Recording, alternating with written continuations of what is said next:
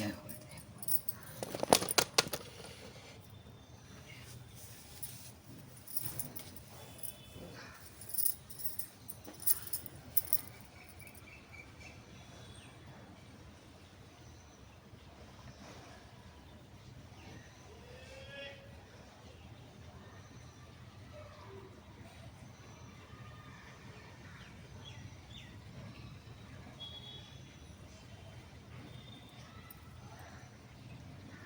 वट सावित्री की कथा। वट सावित्री की कथा।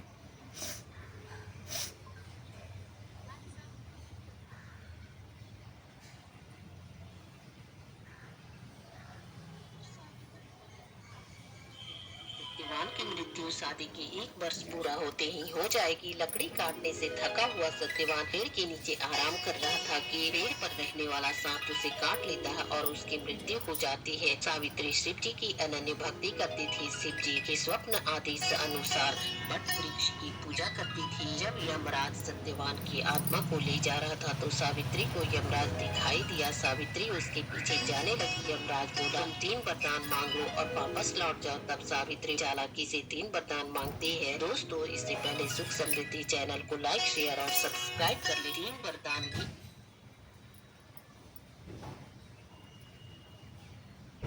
सिटी मॉल ऐप के साथ अब होगी बचत ही बचत। 1 लीटर सोया तेल 89 में, और हर दाल सिर्फ। तीर्थों, सत्यवान और सावित्री की कथा सुनाने जा रही हूँ। एक समय की बात है, अश्वपति नाम के राजा थे। उनकी कोई संतान नहीं थी। राजा ने संतान प्राप्ति के लिए अनेकों यत्न किए। फलस्वरूप उन्हें एक तेजस्वी कन्या की प्राप्ति हुई। राजा ने कन्या का नाम सावित्री रखा। समय बीतता गया। सावित्री विवाह के योग्य हो गई। एक दिन राजा ने सावित्री से कहा, सावित्री, अब तुम विवाह योग्य हो गई हो, इसलिए स्वयं अपने लिए योग्य वर की खोज करो। पिता की बात मानकर सावित्री मंत्रियों के साथ यात्रा के लिए निकल पड़ी। अनेक ऋषियों के आश्रमों, तीर्थों और जंगलों में घूमने के बाद वह राजमहल लौट आई। संयोगवश उस समय उसके पिता के साथ देव ऋषि नारद भी थे। सावित्री ने उन्हें प्रणाम किया। राजा अश्वपति ने सावित्री से उसकी यात्रा का समाचार पूछा। सावित्री बोली, तपोवन में अपने माता पिता के साथ निवास कर रहे सत्यवान मेरे लिए योग्य हैं। मैंने मन से उन्हें अपना पति चुन लिया है। सावित्री की बात सुनकर देव ऋषि नारद चौंक पड़े और बोले, राजन, सावित्री ने तो बहुत बड़ी भूल कर दी है।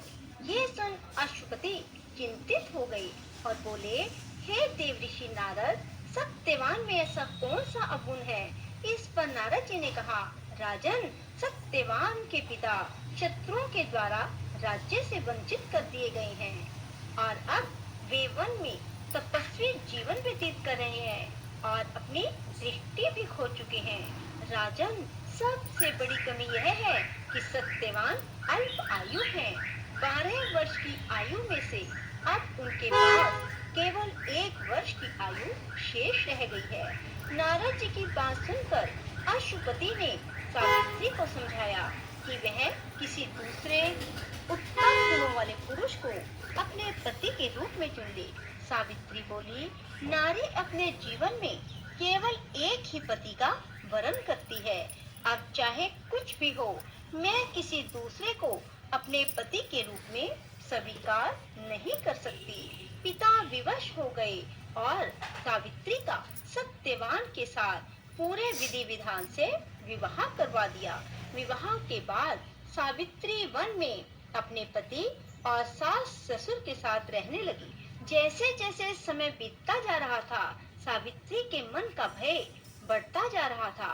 नारद जी के कहे अनुसार जब उसके पति की आयु मात्र 4 दिन शेष रह गई, तब सावित्री ने 3 दिन पहले से व्रत रखना आरंभ कर दिया।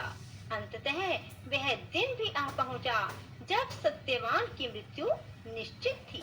चौथे दिन सत्यवान लकड़ियां लेने वन में जाने लगा तो सावित्री बोली, हे नाथ, मैं भी आपके साथ वन में चलूंगी। सत्यवान के मना करने पर भी वह सास ससुर की आज्ञा लेकर वन में चली गई। वन में जैसे ही सत्यवान ने पेड़ से लकड़ी काटना शुरू किया तो सत्यवान के सिर में असहनीय पीड़ा होने लगी। वह व्याकुल हो गया और वृक्ष के ऊपर से नीचे उतर आया। सावित्री अपना भविष्य समझ गई। अपनी जंघा पर सत्यवान को लिटा लिया। उसी समय दक्षिण दिशा से अत्यंत प्रभावशाली महिषारूढ़ यमराज को आते देखा। धर्मराज सत्यवान के जीव को जब लेकर चल दिए तो सावित्री उनके पीछे चल दी। पहले तो यमराज ने उसे दैवी विधान सुनाया, परंतु उसकी निष्ठा देखकर वर मांगने को कहा। सावित्री बोली, मेरे सास ससुर वनवासी तथा अंधे हैं, उन्हें आप दिव्य ज्योति प्रदान करें। यमराज ने कहा, ऐसा ही होगा, अब लौट जाओ। यमराज की बात सुनकर उसने कहा, भगवान, मुझे अपने पतिदेव के पीछे पीछे चलने से कोई परेशानी नहीं। पति अनुगमन मेरा कर्तव्य है। यह सुनकर उन्होंने फिर वर मांगने को कहा। सावित्री बोली, हमारे ससुर का राज्य छिन गया है, उसे वे पुनः प्राप्त कर लें तथा धर्म परायण हो। यमराज ने यह वर भी देकर लौट जाने को कहा, परंतु उसने पीछा ना छोड़ा। अंत में यमराज को सत्यवान का प्राण छोड़ना पड़ा तथा सौभाग्यवती को 100 पुत्र होने का वरदान भी देना पड़ा। सावित्री को यह वरदान देकर धर्मराज अंतर ध्यान हो गए। इस प्रकार सावित्री उस वट वृक्ष के नीचे आई जहाँ पति का मृत शरीर पड़ा था। ईश्वर की अनुकंपा से उनमें जीवन संचार हुआ तथा सत्यवान उठकर बैठ गए। दोनों हर्ष से प्रेम आलिंगन करके राजधानी की ओर गए तथा माता पिता को दिव्य ज्योति वाला पाया। इस प्रकार सावित्री सत्यवान चिरकाल तक राज्य सुख भोगते रहे। बंधुओं, इस व्रत को सिर्फ सुहागिन स्त्रियों को ही करना चाहिए। बंधुओं, यदि आपको हमारी वीडियो पसंद आए तो इसे लाइक करें, जय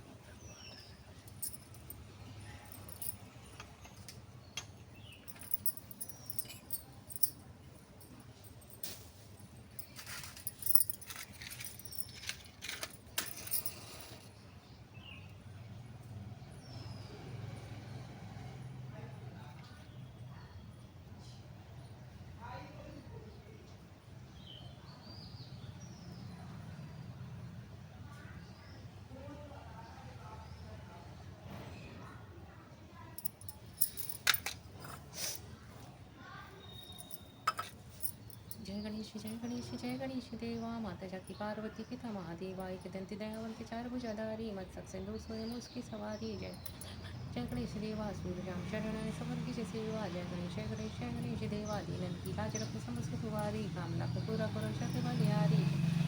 जय गणेश देवा, को आँख दे कोड़ी को काया, बंधन को पुत्र दे निर्धन को माया। जय गणेश देवा, सूर्यजाम शरण सवर्गी जय सेवा। जय गणेश देवा, जगवन का भोग लगे संति करे सेवा। जय गणेश देवा। बोलो प्रभु शिवाय, श्री राम पार्वती की जय, सरस्वती माता की जय, भगवान की जय, यमराज और कृष्ण की जय हो। जय हो शंकर, हर हर महादेव, माता पार्वती की जय, माँ पार्वती की जय।